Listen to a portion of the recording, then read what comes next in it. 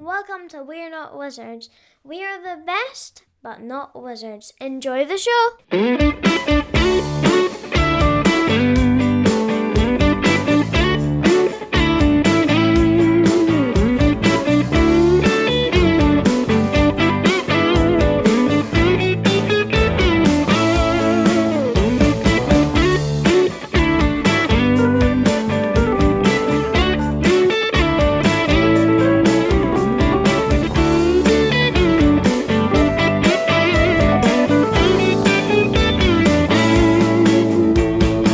This is kind of like the post-it note and dice with stickers on it where you've written on the kind of the things on it. This would be, in your case, it would be the cut up bits of kind of old wallpaper. For sure. It would Okay, I be see where you're it going. would be the list of all the shark movies that you've ever watched. It would be, who is your favorite kind of what's your favorite kind of Roald Dahl book? I mean, it would be kind of, I guess, so there we go. It'd be everything ever, essentially. Why do you bring up Roald Dahl? Is he a favorite of yours, or was he? Because he was a huge favorite of mine when I was a boy. The thing with Roald Dahl is what always interests me with you, apart from, and you find out terrible things about terrible people once they've passed away, and it turns out that Roald Dahl was a Right. huge kind of, he wasn't the nicest person in the world, Not but in the least. but he had and we're just gonna let this run, and then we can kind of wing it back in to do like an intro. Without a doubt. I'm with Nathan Thornton. He's a kind of a wallpaper designer. He Right. he likes nostalgia. You might have I known him do. from that that old wallpaper. He's definitely not a large or an extra large. I'd say he's a bit of a medium. Uh, and I mean, potentially you could say that being a vegan, he always hopes that the green team wins. So we're going to talk I about... love this. This is almost everything I've ever done. This is like my This is whole the biography right here. point. The thing with Roald Dahl, and the thing that you discover about Roald Dahl, is that Roald Dahl had his hit with he had his hit with Charlie and the Chocolate Factory. Mhm. And everybody went crazy for the Charlie and the Chocolate Factory. But he wanted to be like a kind of a horror author. He was wanting to Right. be somebody who wrote kind of thrillers and really, really kind of dark, twisted stuff. And when his book publisher said to him, no, you know, Charlie and the Chocolate Factory was such a huge success, they wanted him to continue to write kind of children's books in that kind of vein. So he went, okay. And as a kind of a test, he then wrote things like, he wrote like George's Marvelous Medicine and the Twits, and he wrote the 18th, I think it's the 18th Emergency, really. But they all had really rather grotesque and horrible things in it. So like the Twits literally had a scene where the twits kind of pour lime on branches so that birds land on them and then get stuck in the lime, and then Mrs. Twit used to come along with a set of kind of scissors or secateurs and kind of cut the birds from the trees where they were stuck. It's really, really kind of dark, really kind of dark stuff. Nasty stuff, for sure. But he's also known for across over here. I don't think he ever got it in the States. He's also known for something called Tales of the Unexpected, which was it's very, very interesting because it's literally a lot of them were kind of tales that he was kind of wrote or were involved in. They were kind of short stories, usually didn't last that long, and it almost became like a badge of honor if you were like a celebrity that was involved in one of his kind of, if you were wrote to be part of the story. So that's kind of Roald Dahl kind of thing. Hello and welcome to the show. Welcome to We're Not Wizards. My name's Richard. I'll be your host. As I say, joining me, I've got the wonderful, fantastic, amazing, he's a medium. It's Nathan Thornton. Thanks for joining us. Thanks, Richard. I couldn't tell if you were welcoming me or if you're welcoming the listeners, and I suspect it was the listeners. So I felt welcomed. It's everybody, and welcome one, welcome all. As I say, it appears I might be late with this, but I'm never late. I know exactly, arrive precisely when it expected. I'm not saying I'm a wizard, but I might be. When we first kind of communicated on email, well, it was maybe even direct message through one of the social media channels, you were about to go to Gen Con, and you were looking at kind of launching kind of everything ever. So Right. I guess to touch on that first of all, was we will circle back onto other things. How was Gen Con? How did that go for you? Gen Con was lovely. Yes, I reached out to you, I think, on social media Yeah. because you had written, I think, a complimentary review of my game, That'll Wallpaper. Yes. And I wanted to reach out to you to say thank you because I really enjoyed reading it because I think you had written something and then you did a podcast like Yes. an audio review of it Yes. later. So Yes. and I liked that and you were like, would you like to come on my podcast? I'm like, I would love to. I do have a new game coming out and it was launching at Gen Con. But yeah, Gen Con was fantastic. I've gone about every year that it's been held since 2019. Wow. And it's wild. It's large, it's busy, it's packed. I mean, you saw the pictures. It's Yeah. gross. It's full.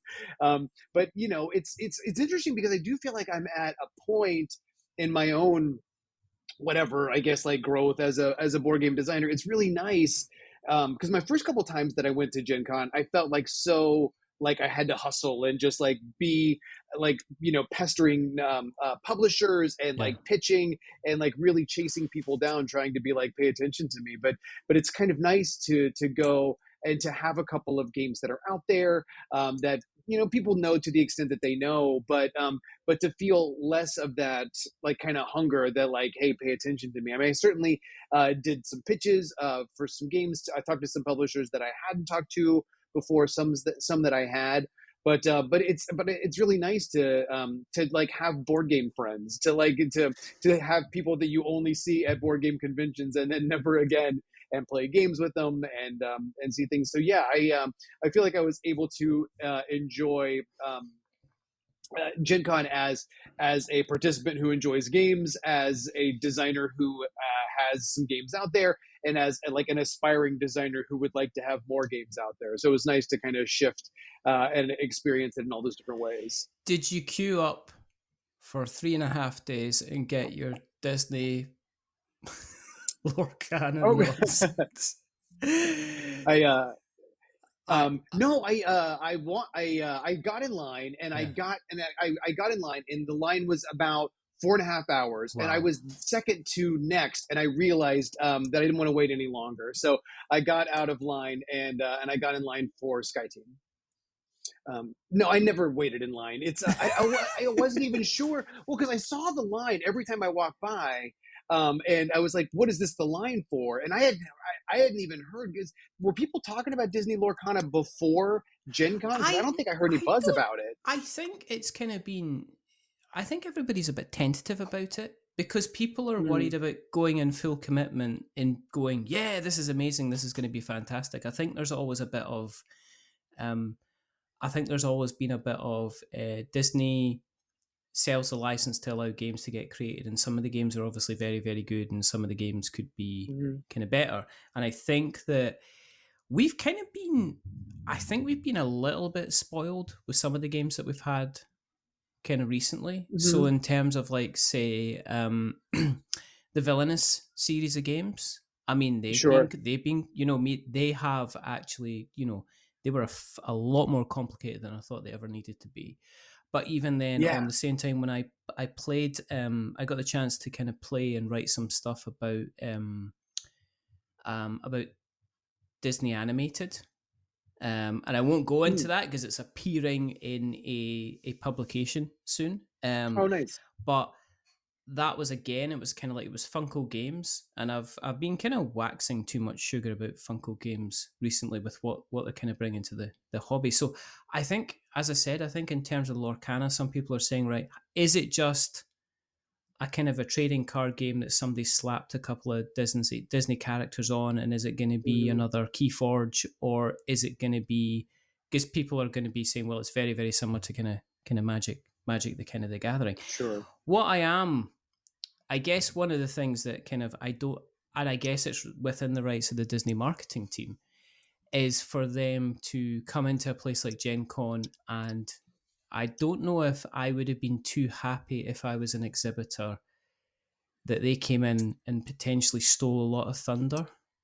Because to Yeah. me, somebody queuing for 12 hours to pick up a pack that quite literally is going to be available within 2 weeks. Right. And it'll be available everywhere. Yeah, rather than them. I mean, let's face it, there's no way they're not going to launch this and it's going to be, it's going to be sitting in Walmart and Target and places like that. They're going to make sure the distribution's kind of there.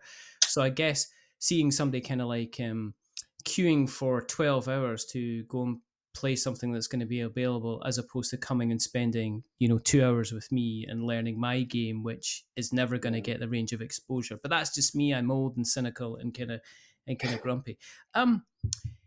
In terms of your kind of history with board games themselves, let's go way back. Let's okay. Let's look at the line. The line is a dot. Okay.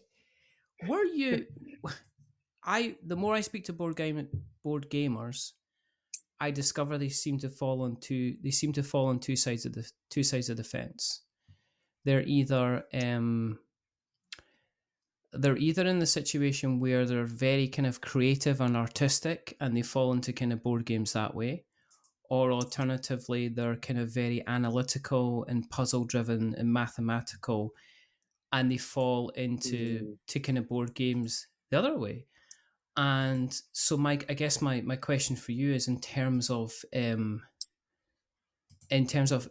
yourself, how did you kind of first discover the kind of the hobby yourself, I guess?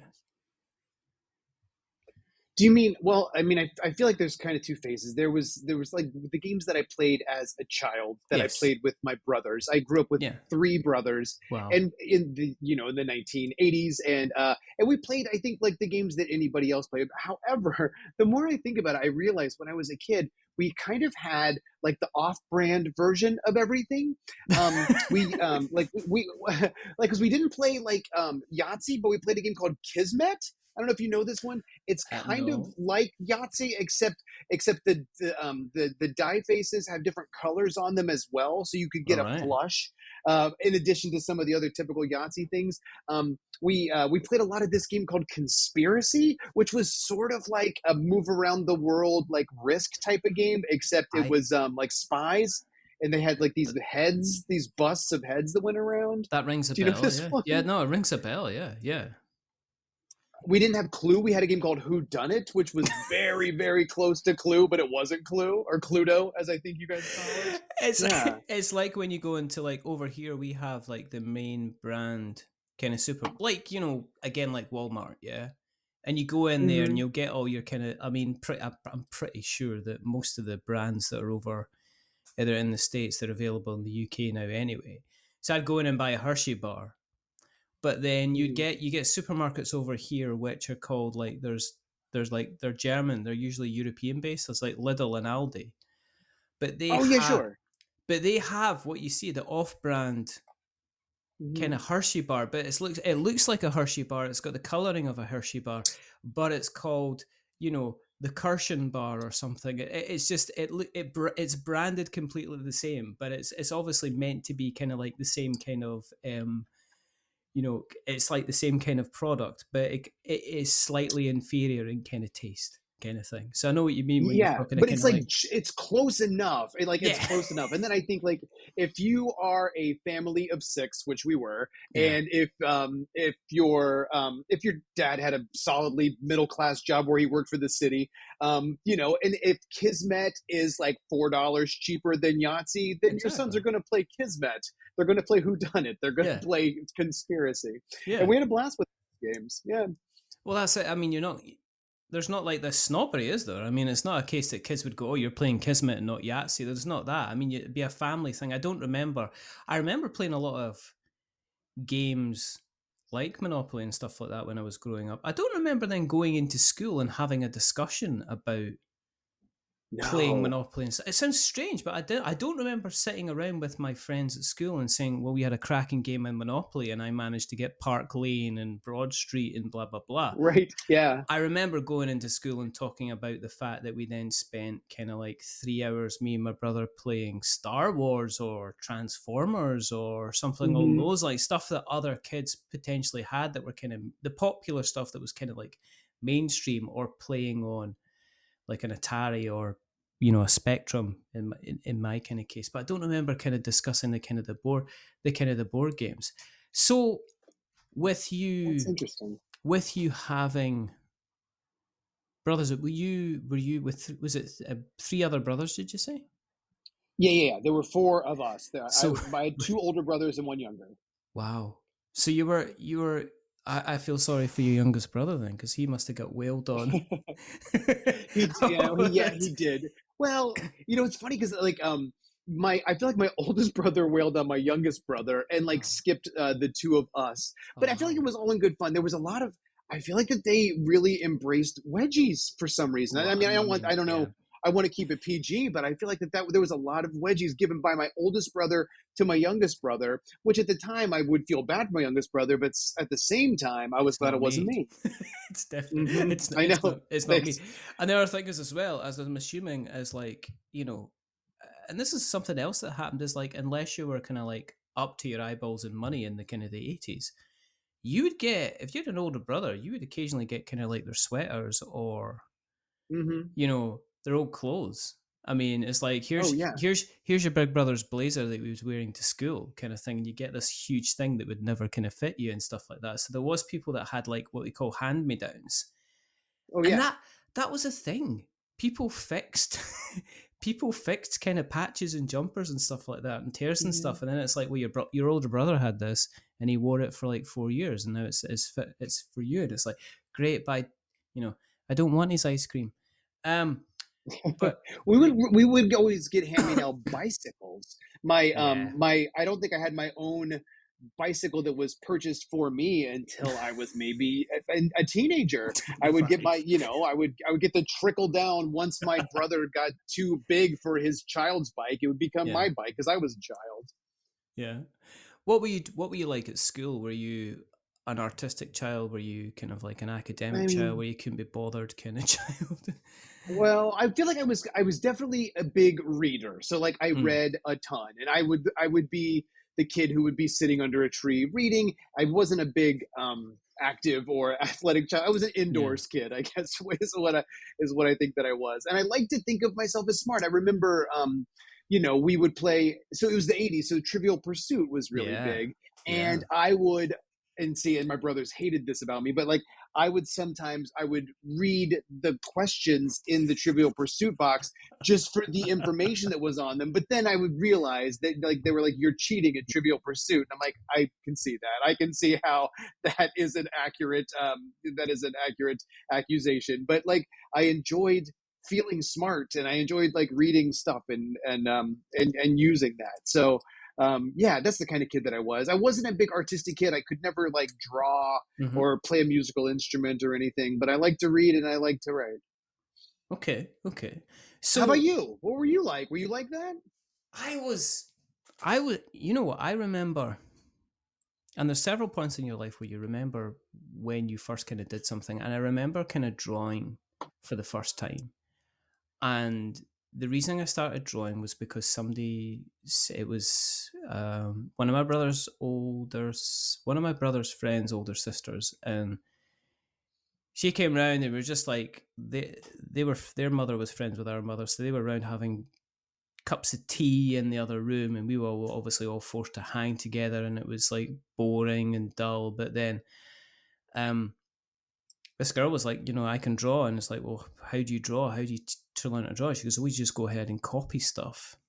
So that's how I started learning to draw. I was like mimicking how to Sure. kind of draw stuff. So I was quite kind of artistic, I think.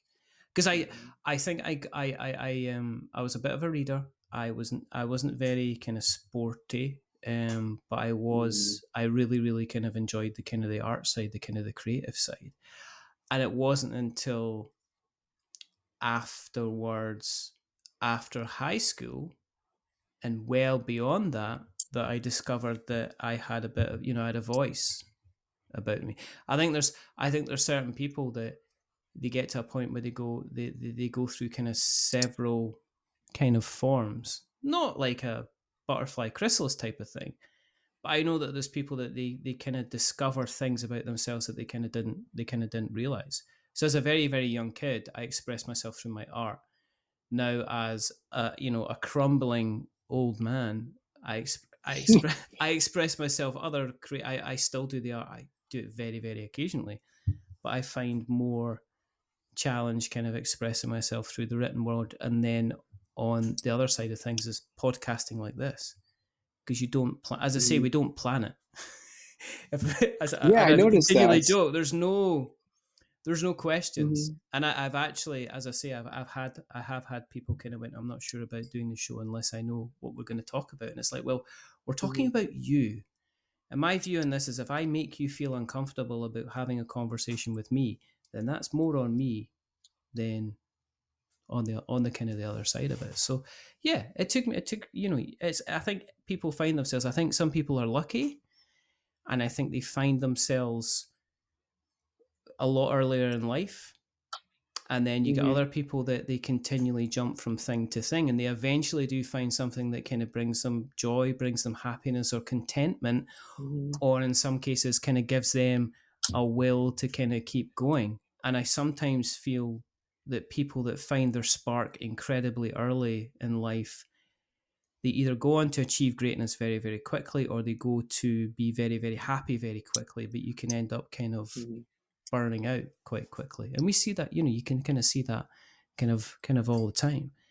Academically, did you then go to like college, further education, university, stuff like that after you left school? Sure. Yeah. Yeah, well, when I was in high school, I did think of myself as a creative kid, and I liked, kind of acting in the plays, like doing Mm-hmm. that sort of thing, like theater stuff, and writing and performing in those sorts of ways. And so I went to college, thinking that I would be a theater major. Well, I was a theater major, Oh. and I saw that as like, this is what I can do. And I don't know if I had any grand scheme for where that would take me, other than I would be acting or performing somewhere. And it didn't last that long, because I feel like I did pretty quickly into the theater program. I realized this was not what I wanted to do, but I still wanted to like make stuff, or like Yeah, yeah. be, and that sort of. So I became a a creative writing major, and so Wow. I did a lot of that. I did a lot of writing. I did a lot of like creative nonfiction, and so I studied that, and I ended up getting a degree in English. But then I always thought, what I would do with that would be to be a writer, to be a novelist. But what I didn't know at the time is that writing is difficult. Like, doing it is hard. Oh And what I my. didn't know about myself is I don't like doing stuff that is difficult and hard. What I really liked the feeling of having written. I didn't love sitting down to write. And I can't tell you how many times that I would be like, I'm going to write today. I'm going to do it. I'm going to write. I'm going to write. I'm going to write. And I would sit down and I would like torture myself, like not being able to like make sentences go across the screen like I thought I would. And I don't know. And it was a disappointment for me, though, like, because I was like, this is what I dreamed of for a while, because I did dream of that for a Yeah, yeah, while. yeah. Wanted to like write something and have something published, and I would set deadlines for myself, like I'm going to have something published by the time I'm 25, or by the time I'm 30, or whatever other milestone year has come and gone in my life. And I didn't actually get anything published until I was, in my early 40s. And what I got published Oh, was a okay. board game. It wasn't a novel at all. But then I see that. I mean, as somebody who writes, and when you've not, I mean, you have to set yourself kind of deadlines. And I Hmm. think if I was just writing a blog about kind of things and experiences, I don't think there would be a kind of anything there at all. And one of the reasons that I kind of like producing the blog is because, like, yeah, I wrote a review about that, that old wallpaper, but it follows a process where Vlad at AEG, who Hmm. we deal with there, he's like, I'm going to send you a copy of this game. Now, what I expect you is, I expect you to play it, I expect you to look at it, I expect you to kind of give your thoughts and your opinions on it. But then that's setting a kind of a deadline. And if I Sure. don't, and if I, it's almost like one of these things. If I don't do it, then I'm letting Vlad down, and Mm. I'm letting kind of AEG down, and I'm letting kind of myself down, because it's almost like kind of setting your goal. And sometimes when you're writing something, some things will just flow out of you like nobody's business. Like, see, Hmm. I mean, in all honesty, see, writing the review for that old wallpaper, it was easy. I think I got the first draft down within about an hour to an hour and a half. Oh, for real? Wow. Because I just talk, because I usually write how I talk, and luckily I've like Mm. over the piece I've developed kind of like pretty fast typing. Yeah, I'm with So you. what I'll do is if I'm as I'm talking, I'll be typing away, and it's almost like becomes like a stream of consciousness. Hmm. And that's why I always try and start the reviews with like some kind of conscious thought on it, as opposed to just like some kind of introduction. Because you know what it's Hmm. like if you're faced with a blank page. Tolkien's biggest enemy wasn't a pile of orcs about to attack him. Tolkien's probably biggest enemy was a blank sheet of paper in front of him to say, well, Sure. Hmm. how do I even begin to kind of start this? And I think Yeah. little and often is the kind of the way through. But I'm a big believer in just getting stuff done. It's not like deadlines. What it is, Hmm. it's getting started, and then once you're started, you can decide where the deadline is going to be for it. So if you're starting a novel, Mhm. the important thing is not to say, I'm going to get 10 chapters written by November. The Mhm. important thing is to actually start writing those 10 chapters, and then from there you can then say, well, it takes me X amount of time to write it, and that kind of gives you a time scale. So when I'm doing the Yeah. reviews, it's important to me. I don't usually write the reviews based off an awful lot of games I bought. I have done, but then I'm a bit more lackadaisical with them.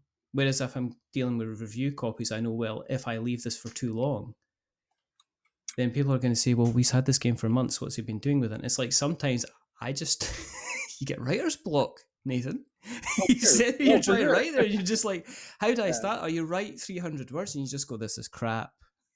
And Mhm. I'm just kind of like throwing it away. I think that a lot of creative people, like whatever it is that they do, Mm. write or music or whatever, art, is that I think that in their minds they think part of the reason why I'm not able to produce as much as I would like is because I don't have deadlines. Like you were saying, like Mm. if I had a deadline, I would have a reason to make something. And I think that's a little bit true. But I think what's maybe even more true is, and part of the reason why I enjoyed school so much, why school is so much easier for me than like being an adult, is that I think instead of deadlines, what we need is assignments. Because I think that if it's, I think if someone, the reason most people don't make their thing, they don't write their novel, they don't write their song, they don't make their painting or whatever, is because there's no one making them do it. There's no one asking Yeah. for it. I talk about this a lot. The reason, like, if anybody wanted a novel from me, there's a better chance that I would do it. But no one is out there like, when's Nathan Thornton going to write a novel? No one is saying that. Mm. But if I were assigned a novel, it would be different. And I think there's a thing that there's also the idea of like having content, like in the unpub, the unpublished games like Yeah, yeah, yeah, network. yeah, yeah, yeah, There's yeah. a guy Ben, and he always says this thing is like, hey, if I were to tell you make a board game, make a board game, you have until the end of the week, you would be like, I don't know what to do. But if he was like, okay, make a board game and it should be about a hot air balloon festival and it should have dice and it can't have any score sheets. Like then you've got an assignment. Then you have something to go off of, something Yeah. you can start with. Yeah. And I Yeah. think that is the challenge with creative people, is like the assignment kind of has to come from you, and you have to be the one who is in charge of that, because the world is not waiting for your podcast and the world is not waiting for your board game. It's like you have to come up with the assignment and you have to set the deadline. I think one of the best things I've done is put restrictions on the size of work Mm, as well. And I've learned this through kind of I'm doing regular pieces for um, tabletop gaming magazine. So I've done a couple of mm. I've done a couple of what they call cardboard manifestos, where it is quite literally me as an old man shouting at a cloud. But then you do review pieces as well. But it's a printed magazine. There's no Hmm. real digital format. So it's like your editor's like, well, you've got to fit this review into either 300 words, 600 words, or Oh. 1200 words. So all of a sudden Mhm. you kind of get that you get that kind of restriction on you. So now you just can't go ahead, and I just can't go ahead and kind of waffle for 1,500 words. Now all of a sudden I've got Mhm. to take my thought and I've got to condense it and crystallize it down into a certain thing. And I think restrictions are a good thing. I was talking about this with an episode that just came out today at time of recording, with Skippy Brown. And he was of the view, well, I says, is there any kind of games, if you could create any games at all and kind of time was no object and money was no object and components were no object, he says, well, I can do that anyway. Mhm. But it's being restricted. And I says, well, have you ever thought about maybe creating like a smaller kind of 18 card game? Okay. So for something like that, because then you're kind of restricted. And I Mhm. think sometimes, as we talk about, like having the blank sheet of paper in front of you, or the blank, the blank sheet of paper, or the blank canvas, or the guitar just sitting in your lap or whatever. Mhm. Sometimes it's just like you need somebody to come up and say, okay, I want you to do a watercolor of that bridge, or I want you to write, and you're only allowed 600 words, or I Right. want you to kind of write me a song, but you're only allowed to use these four major chords and this one minor chord. Mhm. And I think when you put restrictions on something, that sometimes kind of gets people to kind of dial in. So you how far did you get with kind of the writing? I mean, are there kind of, is it like me that there are kind of I have a Google I have a Google Docs drive folder that's got various kind of Mhm. half finished drafts of stuff, or do you have a lot of stuff that's been, have you done smaller stuff, have you done, like, have you had poems published or short writing published, anything along those lines? I have had some short, like not poetry. It's never been something that I was interested Mm. in writing or in reading. But like I have had some short, like humor pieces published, Yeah. like online and in some like print literary like magazines, like that sort of thing. Like it's Mm. been a little while since I did anything like that. Um, and but not very much fiction. I feel like fiction was what I wanted to write because it's what I wanted. It's what I love to read. Yeah. But I was never able to get there. But I do feel like more like when you were talking about your board game reviews, how it becomes more stream of consciousness. I feel like I'm able to do that kind of writing where it feels like I'm in a state of flow where things are just happening and it feels natural when I'm writing something that is more of like a humor piece or an essay or like an opinion or I've Yeah. written a couple of essays about movies that were meaningful to me and like that's where I wrote a bunch of those and I was like maybe I could turn this into something and I haven't done so yet but I think that that's where that's the kind of writing that has felt the most satisfying to me and more so than fiction. I'm like any of the attempts that I've made at fiction. I feel like I've probably completed 5 or 6 short stories. I've probably started hundreds. Yeah. Yeah. Yeah. Did you, in terms of then the creation side of things, what kind of Hmm. pushed you into board games then? Because as far as you know, I mean, you've got games published now. Hmm. Was that something that was also just sitting on the side? Was that something that kind of sideswiped you? All of a sudden, it's like, oh, you can develop a board game. I don't want to develop a board game. No, but fate is saying thou shalt develop a board game. I mean, how did you end up kind of falling into that side of the choir, I And guess? yeah, as an adult, I kind of fell back into board games, like playing games with my friends. I played Mm, games with my children once I had them, and I would play them with people at work. We would have like at lunchtime, I would bring in games and we would play them with people at work. And people were like, "Oh, you should make a board game. You're a creative person. You should make a board game." And I was always like, I don't ever see myself doing that because like there's math, there's like parts of it that are I feel were beyond me. I'm not an yeah, analytical thinker. I don't think, and so I didn't see that happening. But so the first game I did was a game called Medium, a party game, and it really like what the inspiration for that, if you could call it that, is that it's this improv game that anybody who's been like in the theater or has done like improv will be familiar with. That they call it mind meld or they call it whatever, what were you thinking? And it's literally just an exercise where I say a word and you say a word. We try to like count down again, 3, 2, 1, and just say the word. So it was something that existed out there in the world and that I would do with my friends. I'm like, hey, and I would just go up to a friend and be like, hey, do you have one? And they would know that I meant, let's play this mind meld game. Yeah. And I was playing soccer in the yard with my son, and I was thinking about that, and I was like, well, what if that was the game? Like the hard part of that mental improv exercise is coming up with the words. And I was like, well, what if you were we talked about the how restrictions can spur on creativity. Yeah. What if you were restricted in the words that you could use? What if you the words were on cards and that was how you got to the things? And then I continued to think like, well, what if like in the game you were able to kind of engineer those connections by seeing the word first and then playing your word. And I'm like, could that be a game? And so that was, and I think that like ever since that, I feel like that's kind of how, once you start making games, you kind of rewire your brain to continually ask yourself, like, is this something? Is this a game? Could this be something? I think the same way that like fiction writers or like stand-up comedians or whomever will do is like, is this raw material that's out in the world? Could this be a game? You know? And so that's what it was with Medium. The thought was that that I would put it together and I would kickstart it with a couple of friends of mine.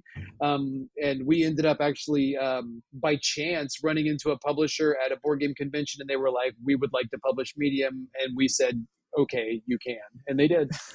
But it really was just like taking a thing that I like to do. And I think that any of the games that I have tried to make happen were really just based on what's something that I like to do anyway. Could that be a game?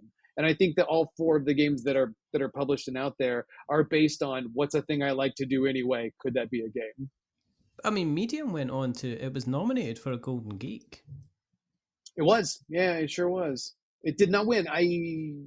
Did Wavelength win, maybe? I think Wavelength might have beaten it. Good game, too. Wavelength. I like Wavelength. Wavelength, yeah.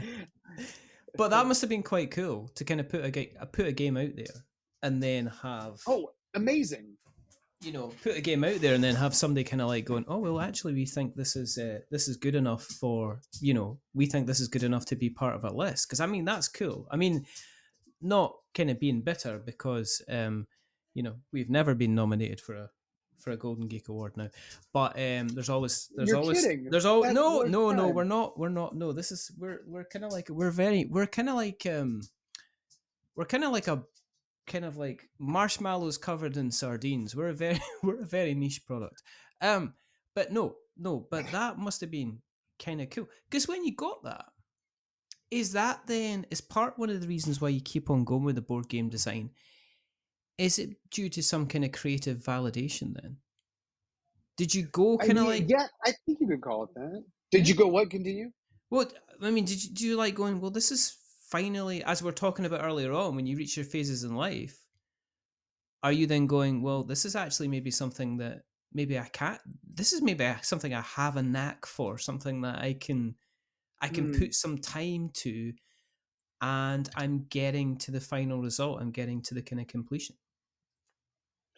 Without a doubt. And I do think that there's like so many steps in the board game process where the validation is like built in that like it always offers you like the next thing that is going to be a satisfying moment, because you start off with an idea like, could this be a game? Could this be a game? And then you start to like, get your index cards out, make your little prototype.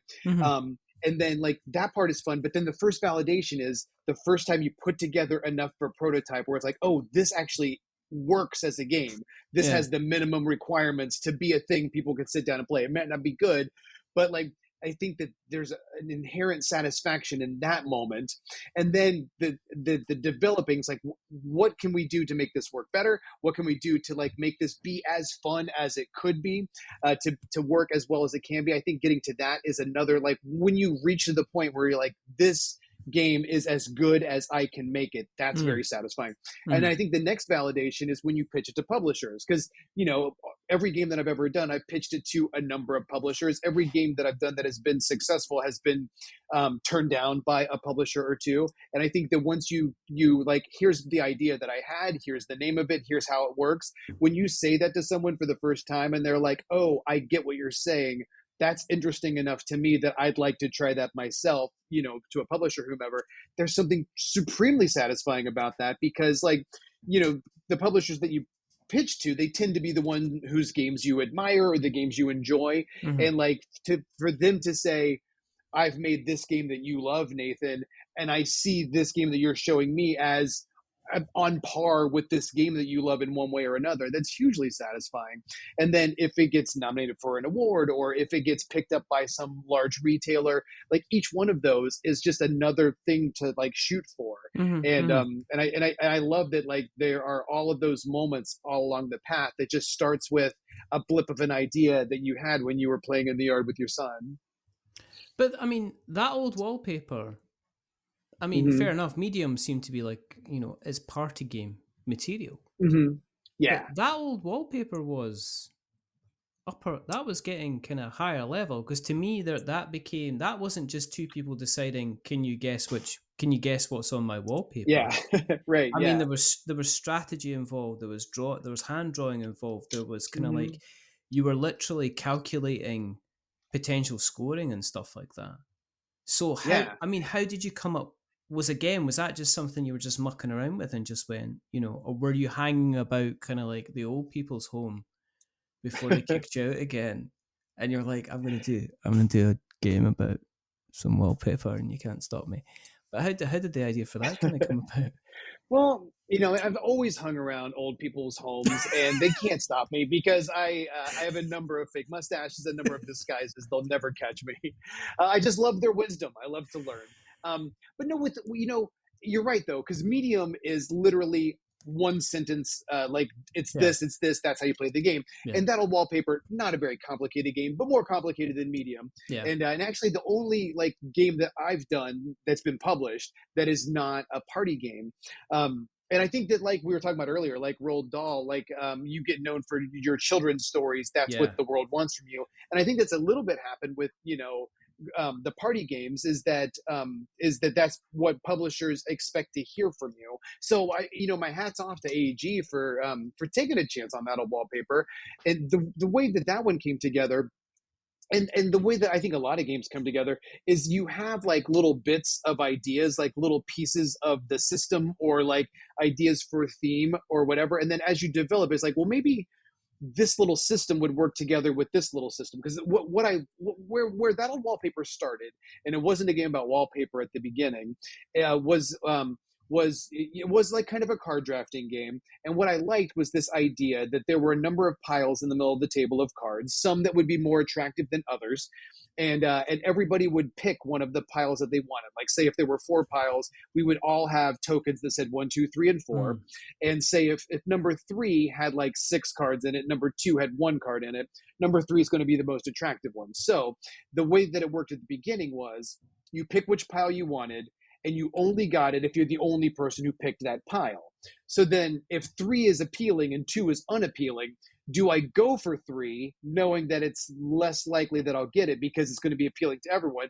Or do I go for 2 knowing it's maybe more of a sure thing because it's not as appealing, but at least I'll get something? Yeah. Or is everybody going to do that so I don't go for 2 and maybe that's my chance to go for 3? Like, I loved that idea that, like, if we flip over our tokens and everybody said 1 and I said 3, I get 3, that's cool. I love that all or nothing kind of idea. And you've played it, and you know that there is some of that DNA still in the game. Yeah, there is. Yeah. But not exactly that. It's more forgiving than it was when it started. But I like that idea, and so I had a couple of versions of that. Like, it was originally going to be what was it originally called? It was originally going to be called Sexy Pizza Genius. I forget why. That was just what I called it in the beginning. And then it was going to be called American, because Sexy Pizza Genius was like, there were sexy cards, there were pizza cards, and there were genius cards, and you had to put together like different combinations. Okay, it didn't really work as a theme. But then it was going to be called American Legends, and it was going to be based on like tall tales and folklore Oh from yeah, America. yeah, yeah, yeah. So like Paul Paul Bunyan, Bunyan yeah, and yeah, yeah, John Henry, like Annie Oakley, like those yeah, sorts yeah, of yeah, people. yeah, yeah. Um, but that seemed a little, and so what you were going to do is like collect like sets of the person, and then like their equipment, and then their story, like you were telling tall tales, like that's where it was. And I kind of got a little bit far with that version of it, but then I was thinking about like I don't know, but that theme, aside from Sexy Pizza Genius, I wanted it like to do something that was unique. And so, but I thought about um, when I was a kid, I would spend the night at my grandma's house, Yeah. and I would sleep in my like uncle's old bedroom, and I would have a hard time falling asleep because I was a kid and I was in an unusual place and I was scared, you know. And so I would lay awake and I would look at the wallpaper and I would trace it with my eyes. And I've talked about this with other people. I'm like, did you have this experience of being a kid and sleeping in an unfamiliar place and like having a hard time sleeping? And so you just like watched the ceiling and traced like the patterns in the Yeah, ceiling or yeah, on yeah, the yeah, wall. yeah, yeah. And I talked to enough people that I feel like that was a universal enough experience that I'm like, well, what if the game was about reconstructing that pattern in the wallpaper that you saw as a kid? And then I looked on Board Game Geek to see if there were any games about wallpaper, and I couldn't find any. And so I was like, well, that's it. That's what the name of the game should be. The name of the game should be Remember That Old Wallpaper We Used to Have. And so I started to put that into a logo, and people said that name is too long, and it was too long. And so by the time I pitched it to AEG, it was changed from Remember That Old Wallpaper We Used to Have to just That that old old, the wallpaper. old wallpaper. That's yeah, yeah. Mm-hmm. Um, did you have any decisions over the design of the cards? Because I looked at the design of the cards and I was instantly, this is like being in my, this is like, I'm going to say, oh, this is like being in my grandma's house, but who am I kidding? I'm a child of the 80s, so this was like being in my old house in the 70s. Oh, right. I'm For pretty sure. sure. I'm pretty sure my Facebook profile picture, there is several recognizable bits of wallpaper. It's an amazing picture. It's me in a romper suit because I must have been about a year old, holding Okay. a packet of cigarettes. Because in those days, kids could smoke. I mean, it Right. wasn't it Sure. was it's like what you got. We didn't know. You used to get chocolate. Okay, you remember this? You used to get like kind of like packs of candy, Mm-hmm. and they had like Spider-Man or whatever on the front cover, or Mm-hmm. I used to open them up and used to have little sticks of candy, white sticks of candy, Right. and they used to have Mm-hmm. little red ends, and it used to emulate cigarettes. Right. And there was, I feel like there was a kind that where there was a little bit of like powder, whether it was sugar or something on the outside, Yeah, where if you could blow on it, it would look a little bit like smoke was yeah. coming out of the end of the candy cigarette. Oh yeah, yeah, yeah. And you actually used to get kind of like little chocolate tubes, and they used to be covered in rice paper, and they looked Oh, like I don't know if I remember that yeah, one. oh Looked well, maybe it's a cigars. UK. Yeah, they looked like cigars, and you used to Okay. like. I mean, it used to be the case there was so many people that used to smoke. So anyway, yes, I am aware of the kind of the kind of the wallpaper, but my question was, how much how much influence did you have over the design of the different wallpaper? Um, yeah, well, so I worked. Yeah, so that old wallpaper I worked with my friend Danielle Deli, who's on there as well, and she is an artist, and she did the art for the original prototype Ah, of the game, the one that we pitched to AEG. And mm, so when we started working with them, it was Matt Paquette who did the actual graphic design and the art for the final product. And so the AG was great. We worked really closely with them all mm. throughout. And so what I did, I've always loved like that era of like 60s and 70s like design and stuff. And so we just pulled a bunch of images of like living rooms from from those eras, and pictures of furniture stores and wallpaper, and send them. And it's funny because we I feel like that there's been kind of there were two extremes. There was one that where it started to look a little too like a game show. Like I don't know if you know like The Price is Right as a game No, show. It I, kind of I I looked like like that. the kitschiness of it. I like the kind of Yeah, the font totally. was the font.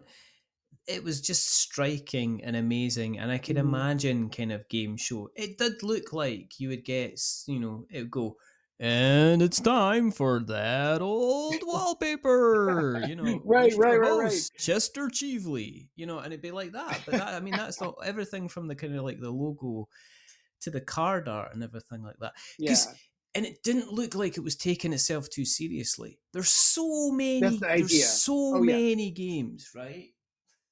And Mhm. I've got a bunch. Just I'm surrounded by them. I can't get away from them, Nathan. They're everywhere. But Oh yeah. there's so many games that have so much kind of serious kind of art. Even the ones that are like meant to be kind of like big and fun and cartoony, they're Mhm. still kind of fairly kind of serious. And here was something that I was putting on the table that looked kind of garish and Right. unfashionable and Ugly a little bit. disgraceful and all Mhm. different types of things that you wouldn't want to see. If you were on the dating scene and you'd gone to the local club and there was somebody at the club that you liked and you were playing that old wallpaper, you'd probably hide it from Mhm. them because they'd be going like that. Oh, that looks a bit old fashioned. But then you get them to play it and they'd realize Yeah. how much fun it is. But so I would say it's aggressively uncool. wonderful. Right. It is not intended to. I mean, it's a game about wallpaper, I know. which is in and of itself a preposterous thing. And so, like, the idea is that it's not well, because I mean, at its heart, it is an abstract game. Yeah, it's lovely. So why not lean into the silliness of it being wallpaper? And some of like the criticism that I've seen a bit online is that it is garish and that it is ugly. And it's hard not to think like that's the point. I mean, It's like, I've got so many. I've got so many game boxes that are just beige, I just know, you know what I brown. mean. I feel like we all have so many games that are just so boring looking I that you know. don't care because like you enjoy building castles in Burgundy or whatever it might be. But yeah, I mean, it looks the way it does too for that reason to be like, let's celebrate the ridiculousness of playing a game that is about remembering what wallpaper looked like. Exactly. But talking about remembering everything ever.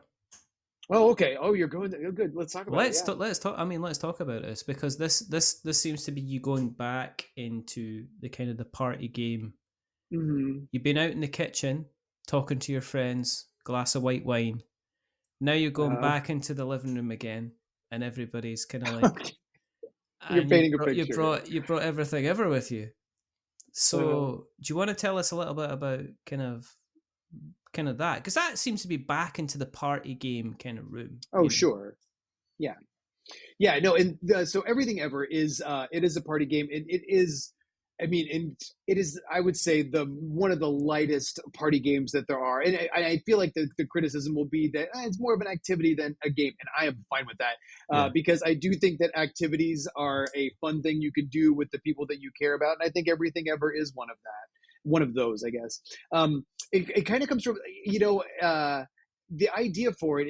Is one of the things that I love to do with my friends or with my kids or with my family or whomever when we're on like a car ride or we're in line for something is just like, hey, let's name Tom Cruise movies. Let's go around. We'll all name Tom Cruise movies, or let's go around and we'll name songs that have the word baby in them, or whatever it might be. And Mm. I think it's the kind of mental activity that lets you kind of show off what you know while at the same time not having to know that much, because I mean anybody can name a movie with a dog in it or two or three or four.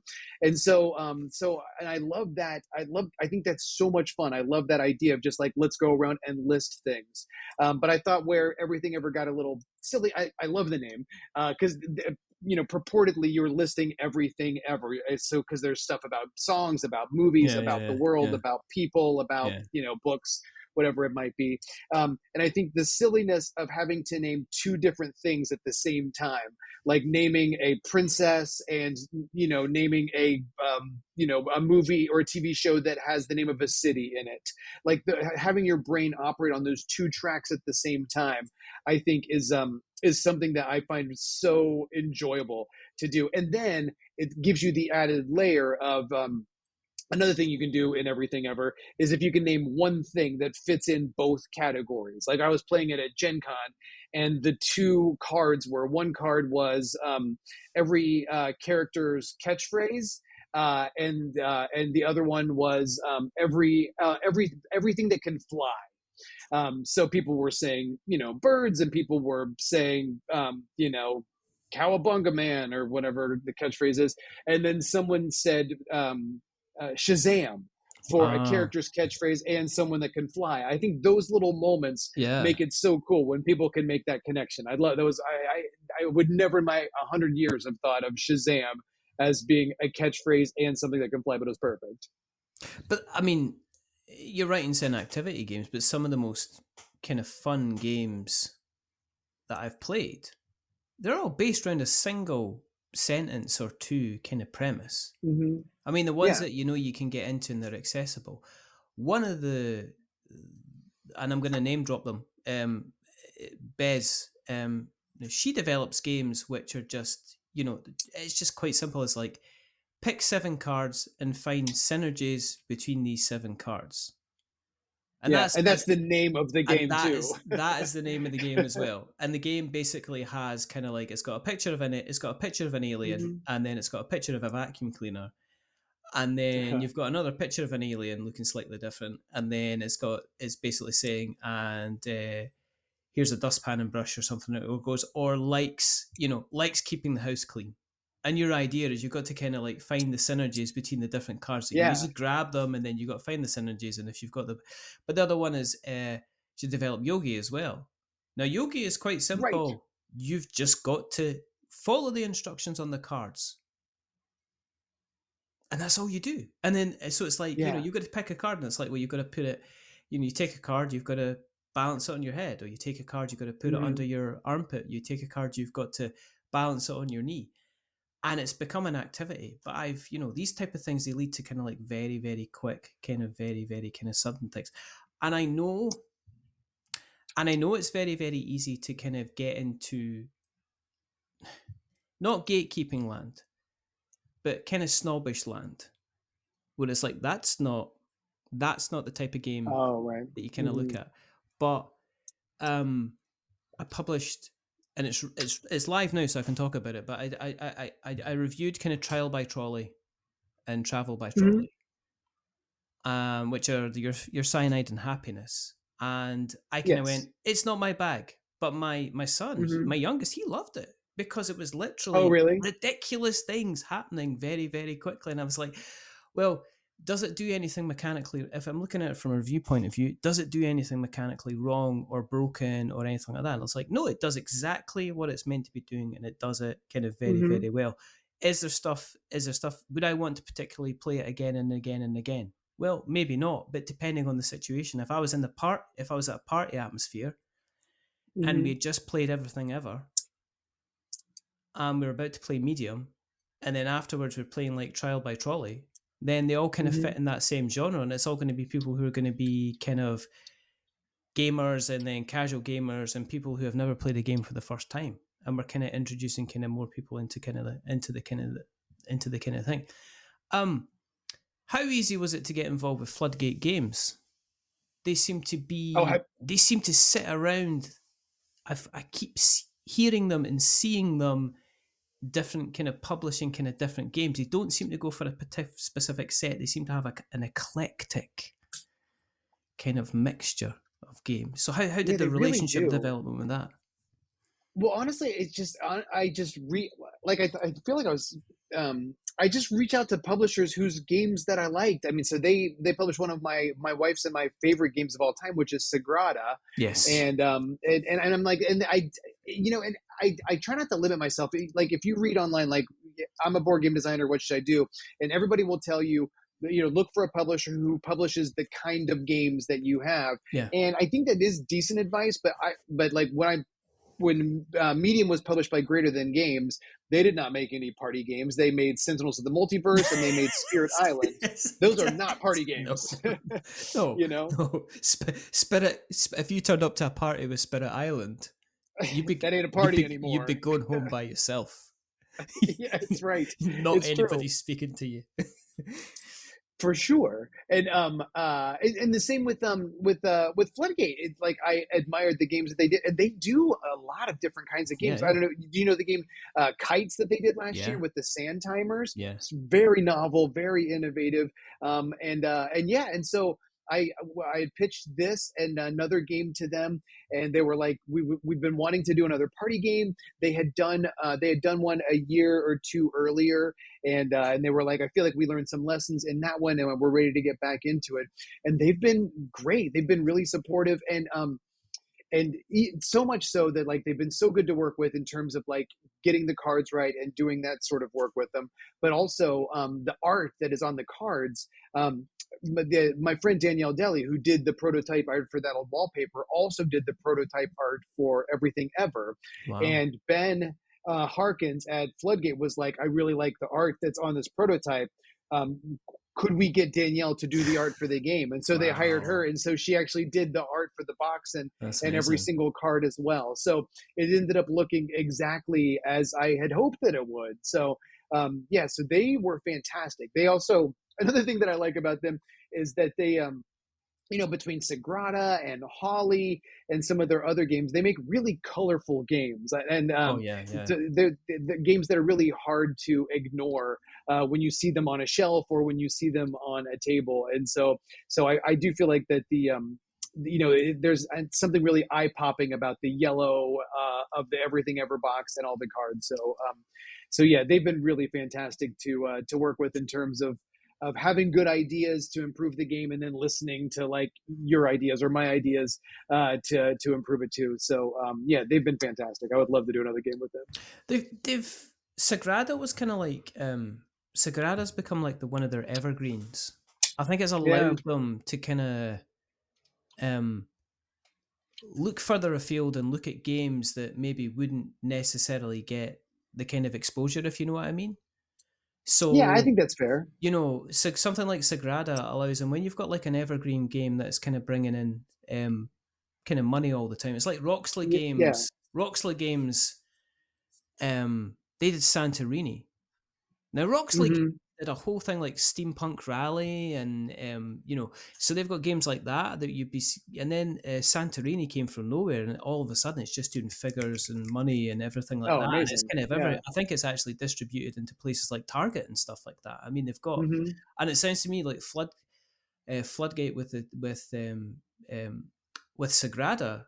I think they're kind of. I'm pretty sure that if you went down to a Target, you would see the kind of the base game of Sagrada in there as well. Hmm. So I guess if they've got this kind of this backup of this kind of this evergreen kind of game continually bringing in money, it allows them to kind of say, normally we wouldn't take a risk on something, but it allows them to go, well, let's try this one, let's try this one, let's kind of try this one. So in terms of for Everything Ever, what's the kind of the distribution side of things with it? Is it going to be a Kickstarter thing? Is it just going straight out to kind of like general release? What's the kind of what you're going to be doing in respect to that? Yeah, so it's just kind of launching now. Like it was sold for the first time at Gen Con. And Yeah. my understanding is that it's going to go it's not going to be Kickstarter. It's No. going to go straight to retail. And my Wow. understanding is that it's going to be exclusive with Barnes and Noble Oh, for a cool. little bit. Okay. Yeah. So it'll be there for a while before it's available in other places. That's So not a bad but thing, yeah, though. That's not a bad thing. I no, not mean, at all. what you Yeah, could, what you Barnes and could, Noble's doing some good stuff with games. well, I mean, you could technically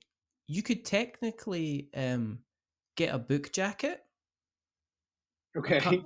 and you could wrap it round Everything Ever, and you could Hmm. tell people, look, I've got a book in Barnes and because they do Oh, books. So check me technically, out. Oh I yeah. mean, technically, your dream was probably Yeah, go looked to the. one I day was and went. published. Go check You me out at look the one day as bookstore. like one Yeah, day I was going to be published and people are going to be buying my books in Barnes and gonna be Noble. lined up at Barnes and So Noble. Yeah, technically, yeah. Check the box. I I'm think you with can you. jack it. I think you could, if you get into Target, then I mean, unless you're on the Hmm. bestseller list, your book would never end up in places like that anyway. So I think this is a Oh, for definite. sure. I think this is definite Hmm. a definite kind of win.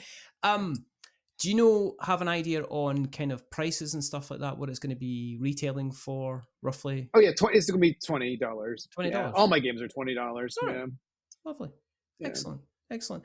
And if people have listened along to today, I keep saying tonight, and that's because I record at night. People think I'm Right, but I'm you realize that people can listen to it whenever they like. I It's know. kind of I the keep magic of forgetting. podcasts. It's like the magic of podcasting. Do you know what time of day people typically listen? Do you think it's more of our podcast more of a morning thing than an evening? I think I am like a hot shot of coffee that people kind of, they get riled up in the morning and they put me on like some kind of Olivia Newton-John workout and just get me. I'm just there to get their day. So there you go. I'm going to be, so this is where I do the positive affirmation. I say, you're going to go into work today or start your job and you're going to smash it. You're going to do so well. I have no idea. I have checked and it just gives me roughly kind of like days, but it doesn't tell me kind of times when people I'm sure there's probably metrics you can kind of get, which can tell you. And it'll probably tell me you're not got enough metrics for us to tell you the time. You should be happy you're getting downloads. No, people love your work. But if people have loved your work and they want to keep an eye on where you are on the internet webs, where do you exist on the internet webs? I know. Sadly, like the main place is Twitter, but I feel like Twitter is becoming so much more gross, but that's the main place I've always posted. But it's Stormchaser Games on Twitter. It's Stormchaser Games on Instagram, and I have a website that I have not updated in a very long time, which is stormchasergames.com. We'll make sure that's the first link. Yeah, but yeah, I guess if people see what the old artwork looked like for all those games, I probably haven't updated it since I pitched anything. We'll make sure that we put all the links in the show notes so that we've got notes to show. And if you want to keep an eye on where we are up to, then go to the internet and search for We're Not Wizards and you'll find us in all the unusual places where they keep the shiny wallpaper going. And you can find us on X and what they called Edge and Splurge and Splick and Splock and Fustiness and all these other different places that if you've got kind of like social networks, it's kind of everywhere now. If you like what you've listened to tonight, there's a couple of ways that you can support the show. You can go to your podcast catcher of choice and just drop us a rating or review. If you are going to be giving us a rating or review, then don't give us 10 stars because it makes me big-headed, and I've got enough head as it is. But don't give us 1 star because it makes us cry. Give us something in the middle, like a 5, because we're average. And it's just a little bit average. The person who's not been average is rather wonderful, rather fantastic. They're everything ever. It's Nathan Thornton. Thank you very, very much for guesting. And thanks so much for inviting me, Richard. I had an absolute joy talking to you this morning /afternoon/evening. The final test is to remember that we're many things, but we're not wizards. Are we wizards, Nathan? Not at all. Wonderful. And last thing is to say goodbye. So it's a goodbye from Nathan. Say goodbye, Nathan. So long, everyone, including you, Richard. And it's a goodbye from me. Remember, stay safe, roll sixes, and make something awful or name something awful. Until the next time, goodbye. A wizard is never late.